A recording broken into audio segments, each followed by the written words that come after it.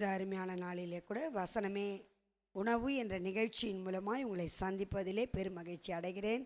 கர்த்தர் நல்லவர், அவர் கிருபை என்று உள்ளது. சங்கீதங்களின் புஸ்தகம் 127 சங்கீதம் 1 வசனம் நாம் யாவரும் அறிந்ததே. கர்த்தர் வீட்டை கட்டாராகில் அதை கட்டுகளின் பிரயாசம் விருதா. எத்தனையோ சகோதரிகள் என்னிடத்துல வந்து, அக்கா, எங்களுடைய வாழ்க்கையில் எங்களுக்கு வசதிகள் இல்லை, தேவைகளோ ஏராளம், ஆனால் எங்களுக்கென்று ஒரு சொந்த வீடு வேண்டும் என்று சொல்லி ஜெபிக்க சொல்லுவார்கள். அப்பொழுது நான் அவர்களிடத்தில் சொல்லுகிற காரியம், விசுவாசியுங்கள், தேவனாலே கூடாத காரியம் ஒன்றுமே இல்லையே. அவருடைய சமூகத்தில் நாம் ஜெபிக்கும் பொழுது மெய்யாகவே தேவன் உங்களுக்கு ஒரு வீட்டை தருவார் என்று சொல்லி நான் விசுவாசத்தோடு அவர்களுக்கு ஜெபித்து சொல்லி அனுப்புவேன். கர்த்தராகிய தேவன் என்னுடைய வாழ்க்கையிலே கூட 1996 அந்த வருஷத்தின் கடைசி ஒரு நாள் இரவு படுக்கைக்கு நான் சென்ற பொழுது கர்த்தர் என்னிடத்துல துதிக்க சொன்னாங்க. அப்போது கர்த்தர் சொன்ன வார்த்தையின்படியே நான் எழுந்து வந்து முழங்காற்படியிட்டு தேவனை நோக்கி துதிக்க ஆரம்பித்தேன். துதித்து கொண்டே இருந்தேன். நேரம் அப்படியே கடந்து போய் கொண்டே இருந்தது. வெகு நேரம் நான் துதித்து விட்டு ஜெபிக்க ஆரம்பிக்கலாம் என்று சொல்லி நான் ஜெபிக்க ஆரம்பிக்க நினைத்த போது கர்த்தராகிய தேவன் மறுபடியும் துதி துதி என்று சொல்லி அந்த துதியே கர்த்தர் என்னை ஏறெடுக்க பண்ணினார். நானும் கூட விசுவாசத்தோடு கர்த்தர் சொல்லுகிற நேரம் வரை நான் துதித்து கொண்டே இருந்தேன். அப்பொழுது கர்த்தர் எனக்கு 1 நாளாகமத்தின் புஸ்தகம் 17 10 வசனத்தை என்னிடத்தில் கர்த்தர் பேசினார்.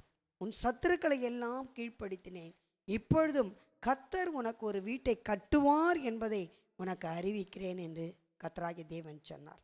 அந்த வேளையில் எங்களுக்கு வீட்டை கட்டக்கூடிய திராணி எனக்கும் என் கணவருக்கும் இல்லாதபடி காணப்பட்டது. நான் அப்படியே போய் படுத்து தூங்கிவிட்டேன். மறுநாள் காலையில் என் கணவரிடத்தில் இந்த காரியத்தை நான் அப்படியே கூட சொன்ன பொழுது அவர்கள் சொன்னார்கள், நமக்கு இந்த வேளையிலே திராணி இல்லையே, கர்த்தர் சொன்னார் என்று சொல்லுகிறாயே என்று சொன்னார்கள். ஆனாலும் நான் உடனே என் கணவரிடத்தில் சொன்ன காரியம், நாம் விசுவாசித்து ஒவ்வொரு நாளும் வீட்டுக்காக பாரத்தோடு நாம் செபிப்போம்.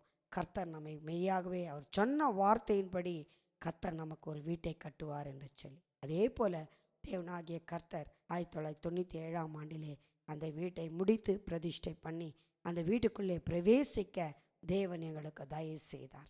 எங்களுக்கு தயவு செய்த தேவன் உங்களுக்கும் தயவு செய்ய வல்லவராக இருக்கிறார்.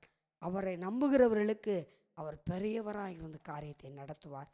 இப்பொழுதும் இந்த நாட்களிலே எங்களுக்கு சொந்த வீடு இல்லையே ஆண்டவரே, நாங்கள் வாடகை வீட்டிலே வசிக்கிறோமே, எங்களுக்கு தங்குவதற்கு சரியான இடமில்லையே என்று சொல்லி எத்தனை பேர் நீங்கள் ஜெபித்து கொண்டிருக்கிறீர்கள் என்பது எனக்கு தெரியாது. கர்த்தர் உங்களை பார்த்து சொல்லுகிறார், உங்களுக்கு மெய்யாகவே ஒரு வீட்டை கர்த்தர் கட்டுவார். விசுவாசிங்கள். தேவனுடைய சமூகத்தில் தரிப்பித்து நிற்கும் பொழுது, அவருடைய துதியினாலே நம்மை நிறைத்து கொள்ளும் பொழுது கர்த்தர் மெய்யாகவே கர்த்தர் நமக்காக இரக்கம் செய்ய வல்லமுள்ளவராக இருக்கிறார். விசுவாசிக்கிறவனுக்கு எல்லாம் கூடும். இந்த நாளிலே கூட நாம் ஜெபிப்போமா. இயேசுவே, உமக்கு நன்றி செலுத்துகிறோம் ஆண்டவரே, நன்றி செலுத்துகிறோம் ஆண்டவரே. அப்பா, இந்த நிகழ்ச்சியை பார்த்து கொண்டிருக்கிற ஒவ்வொருவருக்கும் ஆண்டவரே தயவு செய்கிற கர்த்தர் தயவு செய்து அவருடைய வாழ்க்கையில் வீட்டை கட்டி கொடுக்கும்படியாய் நான் ஜெபிக்கிறேன். கர்த்தர் அவர்களுக்கு வீடு இல்லாதவர்களுக்கு வீட்டை தருவீராக ஆண்டவரே. அப்பா, இதனாலே போராட்டத்தோடு சமாதானம் இல்லாதபடிக்கு வாழ்ந்து கொண்டிருக்கிற ஒவ்வொரு சகோதர சகோதரியுடைய வாழ்க்கையில் கர்த்தர் நிறைவானபடி அவர்கள் விரும்புகிறபடி அவர்களுக்கு ஒரு வீட்டை கட்டி கொடுப்பீராக. கர்த்தர் அப்படியே செய்ய போகிறதுக்காக நன்றி. இயேசுவின் நாமத்தில் ஜெபிக்கிறோம் நல்ல பிதாவே. கர்த்தர் மெய்யாகவே உங்கள் வாழ்க்கையிலே கர்த்தரை நாம் விசுவாசிக்கும் போது உங்களுக்கு ஒரு வீட்டை கட்டி கொடுப்பார் என்பதிலே சந்தேகமே இல்லை. கர்த்தர் தாமே உங்களை ஆசீர்வதிப்பாராக. ஆமென்.